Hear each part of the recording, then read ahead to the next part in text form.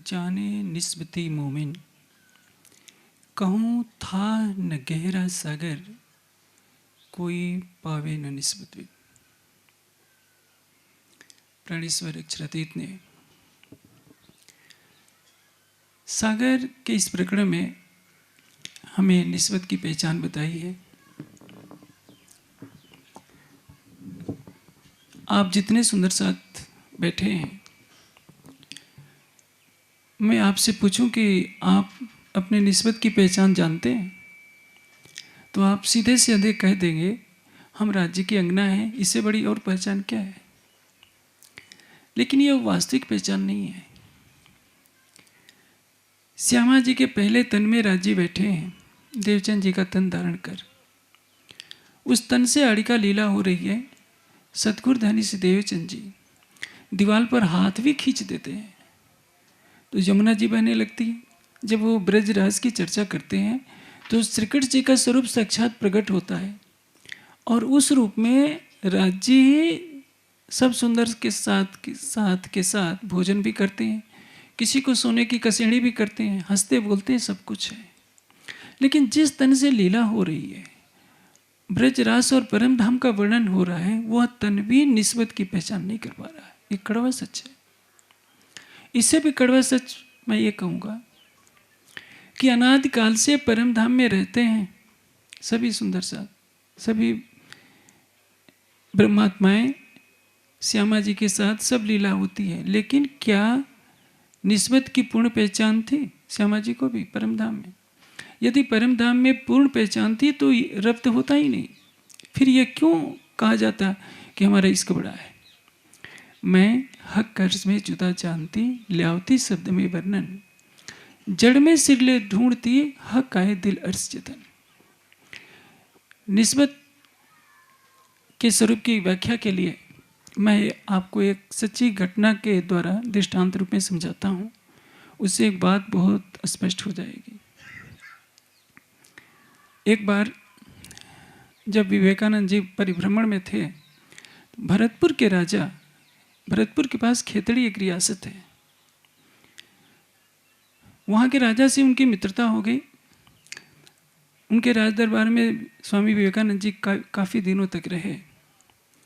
एक बार जब वे महल में बैठे हुए थे, नृत्य प्रारंभ हो गया, गायन, जो गणिकाएँ थी गायन प्रारंभ की। विवेकानंद के मन में आया कि ये मैं गणिकाओं का नृत्य और गायन क्यों सुनूं। उठ करके जाने लगे। उसमें जो प्रधान गायिका थी, जैसे ही गाने को हुई तो जो विवेकानंद के मित्र थे राजा, उन्होंने कहा कि स्वामी जी मेरे आग्रह पर थोड़ी देर तो बैठिए। उसने गायन प्रारंभ किया और सूरदास का एक पद गाया। मैंने हर्षद भाई से उसको गवाया भी था एक बार। प्रभु जी मेरे अवगुण चितन धरो। उस पद के आगे भाव है कि एक लोहा तो बधिक के घर होता है, जिससे बधिक जो है पशुओं को काटता है, और एक लोहा एक लोहे से मूर्ति बनाई जाती है। तो बताइए, लोहे का तो सौभाग्य है, जिससे भगवान की मूर्ति होती है वो पूजी जाती है। तो जो लोहा किसी बधिक का हथियार बनता है, उसमें लोहे का क्या दोष है? विवेकानंद सुन रहे थे। सूरदास के पद से वो गायिका एक उलाहना दे रही थी कि स्वामी जी आप तो अद्वैत वेदांत को मानने वाले हैं, आपके लिए तो पापी और पुण्यात्मा में भेद नहीं होना चाहिए। यदि मेरा स्त्री का तन है, मैं गणिका हूँ, मुझे गाना मेरा व्यवसाय है, तो आपने मुझे देख कर ही समझ लिया कि मैं पापिनी हूँ। उठ करके जाने लगे थे। जब पद समाप्त हुआ, विवेकानंद की आंखों से आंसू आए और जाकर उस गायिका के चरणों में शीश रख दिया, माता कहकर। विवेकानंद को समझ में ये बात आ गई कि गीता में मैंने पढ़ा है, विद्या विनय संपन्ने ब्राह्मी गण वैस्ते सुनिश्चय वै सुपाके च पंडिता समदर्शिना। ब्राह्मण में, गाय में, कुत्ते में, चंडाल में, जो सब में एक चेतना को देखता है वह समदर्शी कहलाता है, वो पंडित कहलाता है। क्योंकि सूरदास जी ने उस भजन में कहा था कि समदर्शी है नाम तुहारो। हे परमात्मा, तू तो समदर्शी है, यदि हमसे पाप हो रहा है तो तू हमारा परित्याग नहीं कर सकता। अब सोचिए, हम सुंदर साथ अपनी पहचान किस में रखते हैं? सुंदर साथ प्रांत में बटा है, वर्ग में बटा है, कुल खानदान में बटा है, अलग अलग परिवारों में बटा है, स्त्री पुरुष में बटा है, गरीब और अमीर में बटा है। हम वाणी को पढ़ करके कितना भी कह दे कि हम परम धाम की आत्मा है, लेकिन माया के बंधन जो हमने बांध रखे हैं, इन बंधनों को तोड़ना हमारे लिए बहुत कठिनाई है। आप सोचिए, देवचंद जी के तन में साक्षात राज्य लीला कर रहे हैं, फिर भी उनको अपनी पहचान नहीं है कि 14-15 साल के एक बालक से कहते हैं मिराज से कि मिराज तुम सिफारिश कर दो तो राजी शायद मेरे से जागनी करवा लें। ये कितनी बड़ी हंसी हो गई। रू अल्लाह करी बंदगी तो यामी उनकी मैं, तो गुनाह कहिया इन पर जो मांग लिया हक पे। पूर्ण पहचान न होने का ही ये नतीजा है। श्यामा जी को अपनी निस्बत की पूर्ण पहचान नहीं थी। श्यामा जी को तो राजी ने बता दिया था, धर वो नाम बाई सुंदर खेल दिखाया निज वतन घर। बता दिया कि तुम श्यामा जी हो, तुम्हारे अंदर आकार के आए के बैठे हम, तुम्हारे अंदर मैं बैठूंगा। उनको सब पता है, लेकिन फिर भी निस्बत की पहचान, पूर्ण पहचान नहीं मालूम है। परम धाम में हकीकत में सभी डूबे हैं, प्रेम और आनंद में डूबे हैं, फिर भी निस्बत की पूर्ण पहचान नहीं है। तो जागने के ब्रह्मांड में आप कुछ चौपाइयाँ पढ़ लेंगे, कुछ व्याख्यान दे देंगे, कुछ सेवा कर लेंगे, कुछ ध्यान कर लेंगे, तो आप ये दावा नहीं कर सकते कि आपने निस्बत की पूर्ण पहचान की है। निस्बत क्या है? वाणी के ज्ञान में तो लिखा है, हम टीकाएं पढ़ सकते हैं, वो ज्ञान हमारे अंदर आ सकता है, लेकिन चरितार्थ जब तक नहीं होता है तब तक निस्बत की पहचान हमारी कभी भी पूर्ण नहीं मानी जाएगी। इसलिए इस प्रकरण के द्वारा राज जी ने सब कुछ कहा है कि हमारा जीवन क्या है। हमने इस पंचभौतिक तन को धारण किया है और इसको धारण करने के साथ जन्म जन्मांतरों के विकार जो हमारे चित्त में हैं वो बने हुए हैं। हमने पूर्व जन्मों में न जाने कितने बार झूठ बोला होगा, काम क्रोध मद लोभ अहंकार की तृष्णाओं में हम जले हैं। वे सारे संस्कार इस तन में हमारे जीव के साथ जुड़े हुए हैं। तो क्या होता है, हम अपने को किस रूप में देखते हैं? जब हमें अपने अतीत के कोई भी कार्य जिसको हम धर्म ग्रंथों की दृष्टि में पाप कहते हैं, झूठ बोलना, चोरी करना, कटुवचन बोलना या विषय विकारों में सेवन करना, तो लगता तो है कि हम पापी हैं। वास्तविकता क्या है? क्या हम पापी हैं या पुण्यात्मा है? जो आत्मा का स्वरूप है, न उसको पापी कह सकते हैं न पुण्यात्मा कह सकते हैं। पाप और पुण्य की परिधि से हमारी चेतना परे है। आप देखिए, अंगुलीमाल एक डाकू है जो 999 व्यक्तियों की हत्या करके उनकी अंगुलियों की माला बनाकर गले में लपेटे बैठा है और अपनी सगी माँ से कहता है कि यदि शाम तो कोई दूसरा नहीं मिला तो तुम्हारी भी गर्दन काटूंगा, तुम्हारी अंगुलियों की माला बनाकर मैं पहनूंगा। ऐसा क्रूर व्यक्ति जब बुद्ध के सामने जाता है तो नतमस्तक होता है। ये वाल्मीकि जी भी तो कितने बड़े पाप किए होंगे, लेकिन जब समाधि में पहुंचते हैं तो सृष्टि का आदि कवि कहा जाता है। कैसे? एक व्यक्ति जो बुरे कर्म कर रहा था अचानक इतना पवित्र कैसे हो गया? वही अंगुलीमाल है, जब भिक्षुक बन जाता है, बुद्ध के चरणों में आ जाता है, भिक्षा मांगने जाता है, वही जनता जो उसको देख करके भागा करती थी, डंडे मार मार कर उसके शरीर से खून निकाल देती है, लेकिन उसके मुख से उफ नहीं निकलता है। इतना दयालु कैसे बन गया? एक महान पापी महान धर्मात्मा कैसे बन गया? कारण क्या है? सत्व रज तम के बंधन में कर्म होता है। जो मनुष्य त्रिगुणातीत अवस्था को प्राप्त हो जाता है उन सारे बंधनों से परे हो जाता है। न उसको पापी कह सकते हैं न पुण्यात्मा कह सकते हैं। महावीर स्वामी से पूछिए, बुद्ध से पूछिए कौन पापी है कौन पुण्यात्मा हो, क्या बोलेंगे? क्योंकि उनको सबके अंदर वो चेतना दिखाई दे रही है। हम सुंदर साधु परम धाम का अलौकिक ज्ञान प्राप्त किए हुए हैं। ये तो मैं संसार के महापुरुषों की बात से दृष्टांत दे रहा था। इसलिए वाणी में एक चौपाई आती है, रोम रोम कई कोट गुण ऐसी में गुनहगार, ये तो कहीं मैं गिनती पर गुन्हे को नहीं सुमार। तो इसका अर्थ ये नहीं लिखाना चाहिए, समझना चाहिए कि महामती जी कह रहे हैं कि मेरे अंदर रोम रोम में करोड़ों अवगुण है। इसका क्या है? एक महामती जी के हृदय से निकली हुई व्यथा भरी पुकार है। एक जगह बहुत कठोर शब्दों में उन्होंने कहा है कि मैं चोर चंडाल चर्मिष्ठ। क्यों कहा? इतने कटु शब्द अपने लिए क्यों प्रयोग किया? उन शब्दों का क्या अर्थ होगा मैं मंच से नहीं बोल सकता हूँ, आप जान सकते हैं। यह हृदय की वेदना है कि जिस तन में अक्षरातीत बैठे हैं, ये माया अमल उतारे श्री महामती, मेरा टोने ही को आकार।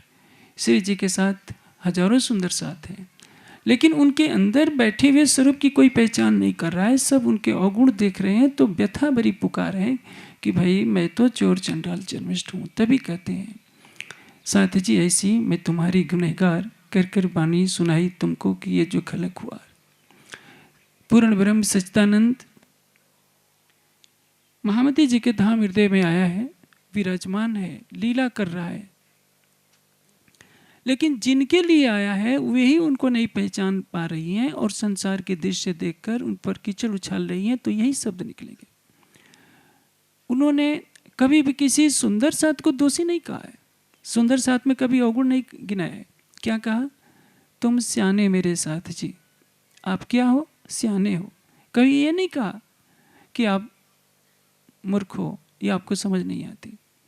तुम स्याने मेरे साथ जी, जिन रहो विखे रस लाग। जो विषयों में लिप्त रहता है उसको क्या कहते हैं? विषयी। पांव पकड़ के इंद्रावती उठ खड़े रहो जाग। आप सोचिए वो कितना दयालु है, जिसके हृदय में अनंत करुणा है, अनंत प्रेम है, वो हमारे हर कार्य को देखता है। अब देखिए कई चीज़ ऐसी होती हैं जिसमें लौकिक दृष्टांत देना पड़ता है। आप सोचेंगे कि बुद्ध का उदाहरण मैं क्यों दे रहा हूँ, क्योंकि इसके माध्यम से आप समझिए एक घटना होती है, बुद्ध के चरित्र पर आक्षेप लगता है। वो ज़्यादा विस्तार में नहीं करूँगा क्योंकि विषयांतर हो जाएगा, इस सागर का विषय। उनके आधे से ज़्यादा शिष्य उनको छोड़कर चले जाते हैं। जिनकी सभाओं में हजारों की भीड़ लगा करती थी, वो भीड़ भी आने बंद हो गई। जहाँ 5000 आते होंगे समझ लिया कि 15-20 रह गए। आनंद कहते हैं कि भगवान एक बार तो अपनी सफाई दे दीजिए कि मैं दोषी नहीं हूँ। बुद्ध हंसते हैं, कहते हैं कि आनंद, उगता हुआ सूरज संसार को बताएगा क्या कि मैं सूरज हूँ? समय पर स्वतः निर्णय हो जाएगा। बुद्ध अपने स्वरूप में स्थित हैं, उन्हें चिंता नहीं कि संसार मुझे पापी कह रहा है कि क्या। क्योंकि भरी सभा के बीच में एक महिला ने कहा था, भगवान आप अपने होने वाले बच्चे का इंतजाम कीजिए। उसने अपने पेट में कपड़ा ठूस लिया था और कहा कि भरी सभा के बीच में ये आपका ही बच्चा है। अब सोचिए भगवान बुद्ध के चेहरे पर कभी क्रोध नहीं आया था, क्योंकि वे अपने स्वरूप को जानते थे कि मैं पाप से पुण्य से सबसे अधिक परे हूँ। इसलिए राज जी ने हमें परम धाम का ज्ञान दिया है। परम धाम के संबंध से हमें अपने स्वरूप को पहचानना है कि हम कौन है। ये जीव अतीत में बहुत कुछ कर चुका है, लेकिन इसका शुद्ध स्वरूप क्या है? जो पाप होता है किससे होता है? वासना की इच्छा के कारण। सुख की वासना, संसार के सुखों की चाहत में मनुष्य सारे पाप कर्म करता है। शब्द स्पर्श रूप रसगंध 5 विषय हैं। आंखें सुंदर रूप को देखना चाहती है, त्वचा कोमल स्पर्श चाहती है, जीवा तरह तरह के स्वादिष्ट व्यंजन चाहती है, कान मधुर ध्वनि सुनना चाहते हैं। यही तो विषय है। इनके लिए क्या चाहिए? धन चाहिए। धन के लिए मनुष्य सारे पाप कर्म करता है, चाहे चोरी करे, डकैती करे, कुछ भी करे। पाप तो यहाँ से शुरुआत होती है पाप की। जो स्वयं को जान नहीं पाया, विषयों के पीछे भागा, उस पे के सिर पर पापों का बोझ लद जाता है। मैंने आपको चर्चा के प्रारंभ में बताया था कि हे प्रभु तुम्हारा नाम तो समदर्शी है। यदि बधिक के घर मुझ लोहे से हथियार का काम लिया जाता है तो मेरा त्याग आप कैसे कर सकते हैं? आप जानते हैं आप अर्जी पढ़ते हैं तो भी ये प्रार्थना की जाती है, पिया तुम हो तैसी कीजियो, मैं अर्ज करूं मेरे पीऊ जी, जैसे तुम हो वैसे ही मुझे बना लो, हम जैसे तुम जिन करो, मेरा तड़प तड़प जय जीव जी, मेरा हृदय तड़प रहा है। आप कैसे हो? आप प्रेम के सागर हो, आप आनंद के सागर हो, आप निस्बत के सागर हो, आप खिलवत के सागर हो, मुझे भी उसमें आत्मसात कर लो कि क्योंकि मेरा समर्पण किसके लिए है? आपके लिए। हमसे पाप क्यों होता है? कभी हमने सोचा है? जैसे आपके सामने कोई स्वादिष्ट मिठाई रखती जाए तो आप खाने के लिए विवश तभी होंगे जब समझेंगे कि ये मिठाई है, मीठी लगती है और मुझे अच्छी लगती है, तभी आप खाएंगे। यदि आप सोच लिए कि मैं शुद्ध बुद्ध चेतना हूँ, मेरे ऊपर इसके स्वाद का कोई प्रभाव नहीं, तो संसार का कोई भी सुख आपको मोहित नहीं कर सकता है। सुखदेव जाते हैं जनक के द्वार पर, 3 दिन खड़े रखते हैं, जनक मिलने के लिए मना कर देते हैं, और जैसे ही सुखदेव अंदर घुसने का प्रयास करते हैं, पहरेदार धक्के दे देते हैं। उनके संयम की परीक्षा ली जा रही है। और उसके पश्चात जनक आते हैं, उनका सम्मान करके महल में ले जाते हैं और उनको अति सुंदर युवा कन्याओं के बीच में रख दिया जाता है। पहले क्या थी? सहनशीलता की परीक्षा।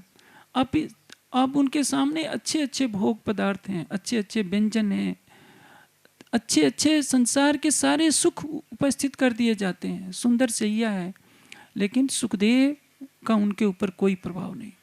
तब जनक उनको ब्रह्म ज्ञान देते हैं, बताते हैं तुम्हारी आत्मा का स्वरूप क्या है। इस जागने के ब्रह्मांड में आप सोचिए, सुखदेव जी को ब्रह्म ज्ञान प्राप्त करने के लिए कितने किलोमीटर पैदल चल करके आना पड़ा था। आप सुंदर साथ को घर घर जाकर उस निस्बत के सागर की पहचान कराई जा रही है जो आज तक कभी थी नहीं।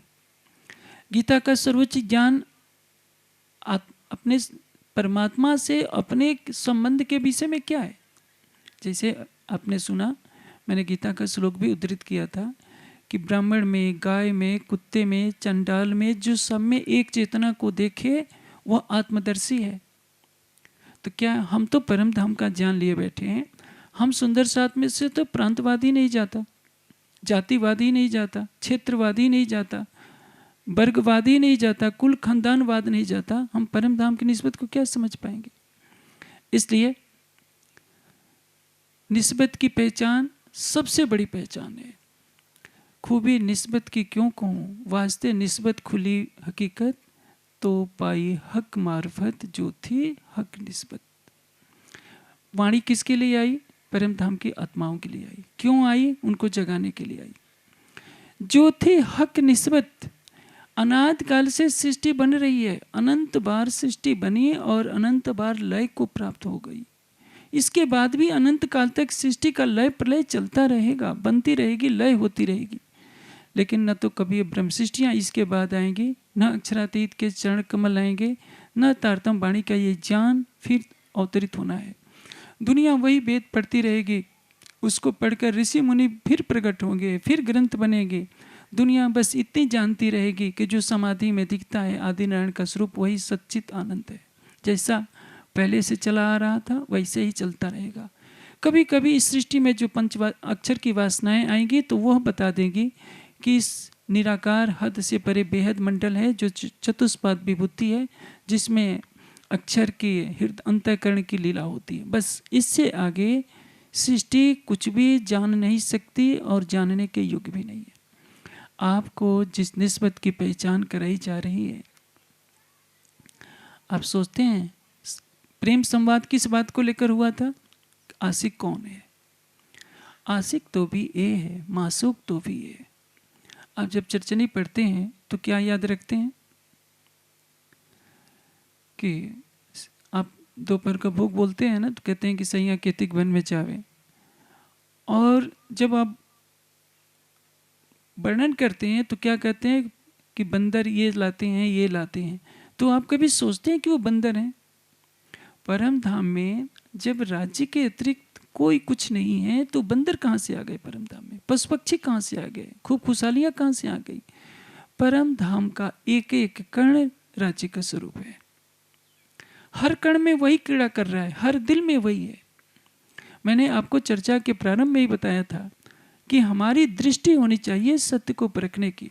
इसलिए तो सूरदास जी ने अपने भावों में व्यक्त किया है कि एक लोहा बधिक के घर है, एक लोहा मंदिर में मूर्ति बन गया है तो उसकी पूजा हो रही है, और एक लोहे को घृणा की दृष्टि से देखा जा रहा है कि कितनों की गर्दन काट रहा है। चेतना का एक प्रवाह स्वयं को पापी कह रहा है, और चेतना का ऐसा स्वरूप भी है जिसमें वो धर्मात्मा कहा जाता है। उसके गुणों की महिमा कही जाती है कि वो तो चींटी भी नहीं मारते, कभी सपने में भी झूठ नहीं बोलते, हर पराई स्त्री को माता के समान समझते हैं। और एक चेतना वह है जिसको संसार घृणा की दृष्टि से देखता है कि यह ऐसा है, यह ऐसा है। तभी तो कहा है कि यदि हमारी आत्मदृष्टि खुल जाए तो हम समझेंगे कि हमारी निस्बत क्या है। खूबी निस्बत की क्यों कहूँ, वास्ते निस्बत खुली हकीकत तो पाई हक मार्फत। निस्बत की हकीकत को परम धाम में हमने जाना था, पूर्ण रूप से नहीं, आनंद में डूबकर कि ये हमारे प्रीतम है। ब्रज में निस्बत को भी बुला दिया गया। रास में निस्बत का तो पता चला, लेकिन मार्फत का कुछ भी पता नहीं चला।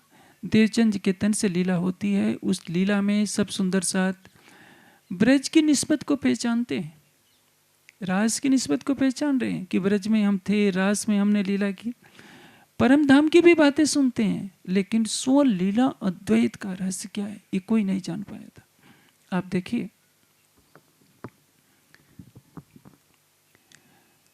श्रृंगार का दूसरा प्रकरण है।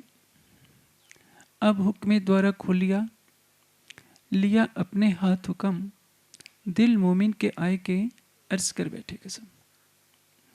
इसके पहले जब श्रृंगार की वाणी नहीं उतरती है, आपने क्या पढ़ा है अभी तक में? अंदर तुम्हारे आकार के आए के बैठे हो। देवचंद जी से राज्य कह रहे हैं मैं तुम्हारे अंदर विराजमान होऊंगा। श्रृंगार की वाणी कह रही है कि दिल मोमिन के आयकर अर्ज कर बैठे कसम। तो क्या श्रृंगार की वाणी अवतरित हुई तब सुंदर साथ के दिल में राजी बैठे, इसके पहले नहीं बैठे थे? बैठे तो तब भी थे, लेकिन किस रूप में? मार्फत के रूप में।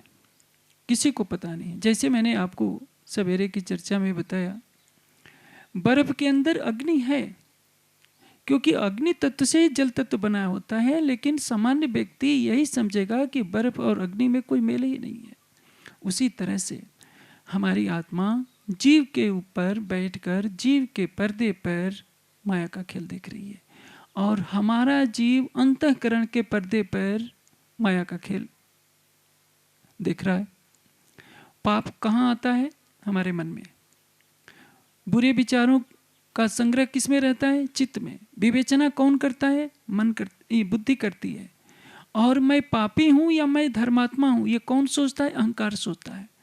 बेचारा जीव तो इनके बीच में पड़ा हुआ दृष्टा भाव से देखता रहता है, लेकिन कीचड़ किस पर उछलता है? जीव पर, कि यह व्यक्ति बहुत पापी है। जैसे आत्मा जीव के ऊपर भले ही दृष्टा है, लेकिन कीचड़ किस पर उछाला जाता है? बिहारी जी के अंदर परम धाम की आत्मा है, औरंगजेब के अंदर भी परम धाम की आत्मा है, लेकिन दोनों के सिर पर गुनाह है कि दोनों ने राज्य के स्वरूप की पहचान नहीं की है। इसी तरह से और मन, चित्त, बुद्धि, अहंकार भी क्या करें? यदि उनके अंदर परम धाम का ज्ञान आ जाए तो मन, चित्त, बुद्धि, अहंकार से भी पाप न हो। रज और तम मनुष्य को कर्मों में बांधते हैं, अंधकार में फंसाते हैं, और परिणाम अंतःकरण सोचता है, यदि ज्ञान का प्रकाश नहीं हुआ तो सोचता है कि इनसे हम सुख पाले, इन्हीं में हमारा संबंध है। और परिणाम यह होता है कि मूल संबंध से हमारी निस्बत विस्मृत हो जाती है, हमारी निस्बत संसार में फंस जाती है। यह हमारे ये हैं, हमारे ये हैं। जिसने निस्बत को पहचाना उसने बाजी मार ली। संबंध मूल को मैं तो पाँव पर छोड़े न जाए। हमने संबंध को पहचानना है कि संबंध क्या है राज्य से। हम बोलचाल की भाषा में क्या कह देते हैं कि हम तो माया के विकारों में फंसे हैं, एक बार वल्लभाचार्य ने अपने एक भक्त को बहुत डांटा था। किस बात पर? कि वो बार बार अपने को पतित कह रहा था। आप देखेंगे सूरदास के पदों में भी ये बात आती है। तुलसीदास जी भी अपने को कहते हैं कि मैं बहुत कामी हूँ, खल हूँ, ये हूँ, ये हूँ। यह हीन भावना आपको अपने स्वरूप की पहचान नहीं करने देगी। यदि आप अपने को उठते बैठते सोते जागते पापी समझते हैं तो आप पापी ही बने रहेंगे, क्योंकि आप चिंतन भी उसी का कर रहे हैं। लेकिन यदि आप अपने को सबसे अधिक पवित्र मानते हैं और दूसरों को पापी समझते हैं तो ये भी आपके अंदर अहंकार पैदा करेगा, तब भी आप पवित्र नहीं हो सकते। इसलिए सत्य का चिंतन कीजिए। आत्मा का स्वरूप न पापी है न पुण्य आत्मा है। प्रकृति के बंधनों में पड़कर यह जीव पाप करने के लिए विवश होता है। परम धाम की आत्माएं जीवों पर बैठकर माया का खेल देख रही है। किसी का जीव का संस्कार अलग है, किसी के जीव के संस्कार अलग हैं। आप देखिए श्री जी के साथ 5000 की संख्या है। लालदास जी के जो विचार हैं वो मुकुंददास जी के विचार नहीं है। जो मुकुंददास जी के विचार हैं वो संभवतः भीम भाई के विचार नहीं है। स्वभाव सबका अलग अलग है। सब राज्य पर समर्पित हैं, फिर भी विचारों में भिन्नता है। सबके अंदर परम धाम की आत्मा है। 5000 की संख्या में 500 ब्रह्मशिष्टि है, लेकिन 500 ब्रह्मशिष्टियों में मत ऐक्य नहीं हो सकता, क्योंकि सबके संस्कार अलग अलग हैं। हाँ, जब वो ध्यान की अवस्था में होते हैं, प्रकृति से परे होते हैं, तब वे लगता है कि हम सभी परम धाम की आत्माएं हैं। अंगना भाव का अर्थ यह नहीं होता स्त्री पुरुष। आमतौर पर सुंदर साथ यही समझता है मोटे अर्थों में कि हम केवल परम धाम की सखियां हैं। देखिए, अंगना भाव का अर्थ क्या होता है? इस संसार में जो हमने रूप देखे हैं, इधर बहनें बैठी हैं, इधर भाई लोग बैठे हैं, तो ये तो आपके शरीरों की आकृति बता रही है कि आप स्त्रियां हैं या आप पुरुष हैं। आप आत्म तत्व को नहीं देख रहे हैं। ये हड्डी और मांस का पुतला भर है। ये हड्डी और मांस का पुतला धारण किया है किसने? जीव ने धारण किया है। यदि हम शरीर से परे होकर के देखें तो जो बहनों में चैतन्य जीव है कितनी बार पुरुष रह चुका है, और जो भाई लोग बैठे हैं ये कितनी बार बहनों की योनि में जा चुके हैं, पशु पक्षी बन चुके हैं, कीड़े मकोड़े बन चुके हैं। क्योंकि हमारी आंखें बाहर के शरीर को देख रही हैं, तो शरीर को देखकर संबंध की पहचान नहीं होती। जब चेतना के ऊपर तमोगुण का प्रभाव होता है तो अजंता का अंधकार छा जाता है और वो अपने इस हड्डी मांस के शरीर को ही अपना स्वरूप मानना प्रारंभ कर देता है। इस शरीर में अहंकार होता है। यह अहंकार कैसे समर्पित हो जाए? इसलिए संसार में यदि कोई भक्ति है तो वो अनन्य परा प्रेम लक्षण भक्ति, अंगना भाव की भक्ति। एक पतिव्रता क्या करती है? अपना रोम रोम अपने पति के लिए समर्पित कर देती है। उसका अहंग कुछ नहीं होता। खिलाए तो खा ले, न खिलाए तो भूखो रहे। सीता ने कभी राम से गिला शिकवा किया कि मुझे वन में क्यों ले जा रहे हो? वो तो राम तो चाहते भी नहीं थे। सीता जिद करके गई कि आपके लिए, मेरे लिए अयोध्या का कोई भी महत्व नहीं है, क्योंकि सीता ने राम से अपना संबंध जोड़ा। इसलिए जिस संबंध में समर्पण की पराकाष्ठा हो। समर्पण किसको कहते हैं? अपने अस्तित्व का कोई भान ना हो, प्रियतम के प्रेम में ही सब कुछ दिखाई दे। प्रेम ही जिसके लिए सर्वस्व हो, समर्पण ही जिसके लिए सर्वस्व हो। अपना अस्तित्व जिसने प्रेम में समाप्त कर दिया, अपना दिल भी दे दिया, वही तो अंगना भाव है। राज जी पहले जो करते हैं हमको करने के लिए प्रेरित करते हैं। तभी तो कहा है, जो पीछे दोस्ती करो तो भी मेरे सच्चे यार। मैंने जो प्रेम की तरफ कदम बढ़ाया है उस पर कुछ कदम चल जाओ तो तुम परम धाम की ब्रह्मात्मा हो। तो सुंदर साथ केवल ये सोच लेते हैं कि हम अंगना भाव में जैसे कि संसार के लोग करते हैं, नाच लेते हैं तो ब्रह्मसृष्टि हो जाएंगे। ऐसा नहीं है। ये तो वृंदावन की मंडलियां बहुत कर लेती हैं। हर कोई नृत्य कला सीखकर ब्रह्मात्मा नहीं बन सकता। यदि ऐसा करना होता तो नृत्य के जितने विद्यालय हैं सभी में ब्रह्मात्माएं हो जाती। अंगना भाव इस संसार में परिचायक है, दर्शाने के लिए कि उसमें माधुर्यता की कितनी पराकाष्ठा है। आप देखिए, यदि कोई व्यक्ति, मैं आपको महावीर स्वामी के जन्म की एक घटना बता रहा हूँ, पूर्व जन्म की घटना है।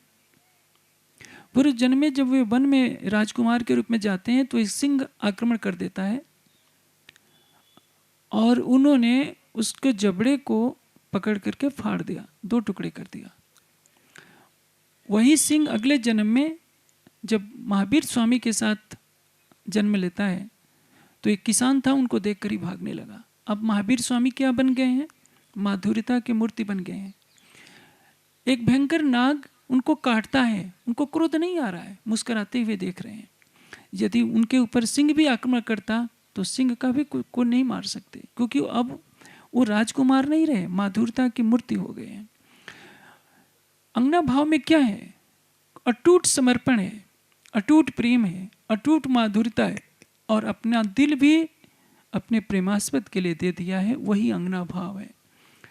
नृत्य कला का प्रदर्शन अंगना भाव नहीं है, जैसा कि हम समझ बैठे हैं। अंगना भाव ये जो श्यामा जी का श्रृंगार दर्शाया गया है, सखियों का श्रृंगार दर्शाया गया है, किस लिए? क्योंकि वात्सल्य भाव है, सखा भाव है या दास भाव है, कभी भी उसमें पूर्ण समर्पण नहीं आ सकता। मासुके मोहि मिलके करे सो दिल ते गुज, कहे तू दे पड़ उत्तर जो मैं पूछत हूँ तुझ। मासूक श्री राज जी ने पहले ही अपना दिल दे दिया और अपना दिल देने का ही तो परिणाम है कि बिना पूछे बिना कुछ कहे हमारे गुनाहों को नहीं देखा, इन गुनहगारों के दिल को अर्ज कर बैठे मेहरबान। तो अभी प्रसंग चल रहा था, मैं थोड़ा सा अभी से अंतर हो गया कि दिल मोमिन के आयकर अर्ज कर बैठे कसम। आपको सदगुरु धनुष देवचंद जी की विधक सुनाई गई, अभी आपने कुछ दिन पहले विधक सुनी है। महामती जी के तन से होने वाली लीला सुनाई गई है। महाराजा छत्रसाल जी का आपने प्रसंग सुना है। लेकिन श्रृंगार की जब वाणी अवतरित हो रही है उस समय संवत 1743-44 के आसपास का समय था। अभी तो महामती जी के तन से लीला चल ही रही है, हकी सूरत की लीला अभी पूरी नहीं हुई है। 1751 तो क्या 48 भी नहीं पूरा हुआ है, क्योंकि 1748 में तो मारिफत सागर उतरता है। उस समय कहा गया कि दिल मोमिन के आय के अर्ज कर बैठे कसम। इसका अर्थ क्या है? अब आपको श्रृंगार का ज्ञान दे दिया गया। श्रृंगार में बता दिया गया कि हर ब्रह्मात्मा ब्रह्मशिष्ट कही वेद ने ब्रह्म जैसी तदोगत, अपनी निस्बत को पहचानिए, क्योंकि सागर ग्रंथ के बाद श्रृंगार का उतरण होता है। जिसने निस्बत की पहचान कर ली, अब लालदास जी भी समझ रहे हैं कि जो महामती जी के धाम हृदय में बैठा है, जो महामती जी की इंद्रावती आत्मा है, मेरे अंदर भी वही आत्मा है। मुकुंद दास जी भी समझ रहे हैं, भीम भाई भी समझ रहे हैं, छत्रसाल जी भी समझ रहे हैं। इसलिए जब संध्या समय आरती उतारी जाती है, सब सुंदर साथ श्री जी की आरती उतारता है, पूर्ण ब्रह्म सच्चिदानंद अक्षरातीत मानकर, क्योंकि उस तन से वाणी का प्रकाश हो रहा है और उसी तन को मूल स्वरूप ने अपनी शोभा दी है। हर ब्रह्मात्मा को शोभा नहीं दी है, लेकिन वह उसके द्वारा भी क्या कहा जा रहा है? महामती चरणोल्लास। सुंदर साथ किसकी आरती उतार रहा है? महामती जी के धाम हृदय में बैठे हुए युगल स्वरूप की। और महामती जी किसके चरणों में प्रणाम कर रही हैं? जो उनके धाम हृदय में बैठा है उनको प्रणाम कर रही है। तभी इसके बाद सिंधी अवतरित होगी और सिंधी में महामती जी की आत्मा कह रही है कि राज्य आपने मुझ आत्मा को तो अपना स्वरूप बना दिया है, लेकिन मैं तो जानती हूँ कि मैं भी इनकी तरह ही एक ब्रह्मात्मा हूँ। इसलिए ये तो निस्बत की हकीकत की पहचान है। निस्बत की मारिफत की पहचान जो है, केवल हम स्वयं को उस अक्षरातीत का अंग अंगी भाव ही न समझें, हम समझें कि उनके सिवा हमारा कुछ ही नहीं है। समर्पण की पराकाष्ठा क्या है? केवल तू रह जाए और तू भी जो तू का रस है वो मैं में परिवर्तित हो जाए। मैं आपको एक छोटे से दृष्टांत से समझाता हूँ। आपने कोई बहुत सुंदर बंगला बनाया 5 करोड़ का, आप कहीं बाहर गए हुए हैं, बंगले की रजिस्ट्री आपके नाम से है। कोई बाहर का आदमी आकर के पूछता है किसका बंगला है, तो आपकी धर्मपत्नी क्या बोलेगी? क्या बोलेगी कि मेरे पति का बंगला है? भले ही उसके नाम से रजिस्ट्री नहीं है, तो क्या उसको अधिकार है कहने का कि मेरा बंगला है, क्योंकि मेरा पति और मैं दो नहीं है। आपको ये समझने की जरूरत है निस्बत की पहचान में कि जो मेरा प्रीतम है मेरा भी स्वरूप वही है, लेकिन मैं सबसे अच्छा हूँ और सभी मेरे से छोटे हैं, यह समझना सबसे बड़ा गुनाह हो जाएगा।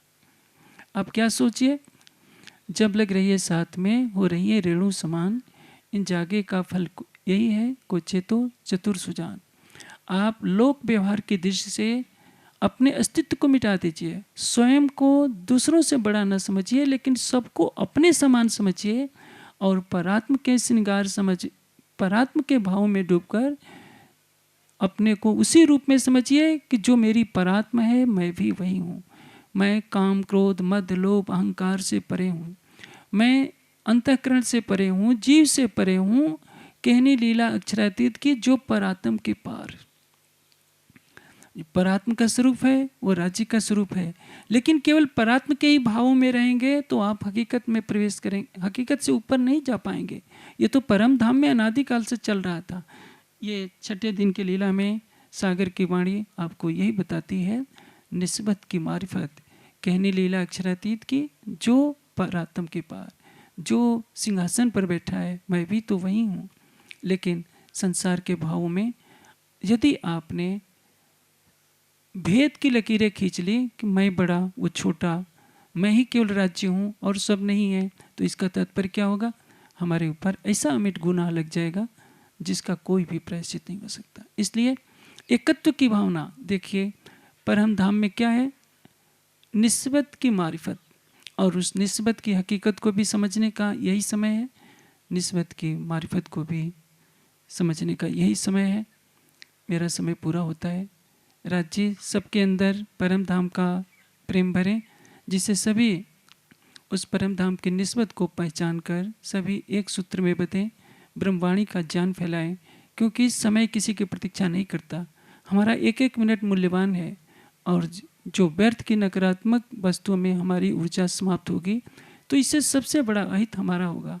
आज ब्रह्मांड प्रतीक्षा कर रहा है कि परम धाम की ब्रह्मात्माओं के लिए जो अक्षरातीत ने परम धाम की वाणी दी है, उस वाणी की रसधारा की कुछ बूंदें भी हमारे हृदय में आ जाए तो हमारा मानव जीवन धन धन हो जाएगा। अब हमारे ऊपर है कि राज्य के इस आदेश को हम कितना मानते हैं और ब्रह्मवाणी का प्रकाश कितना करते हैं। प्रणाम जी।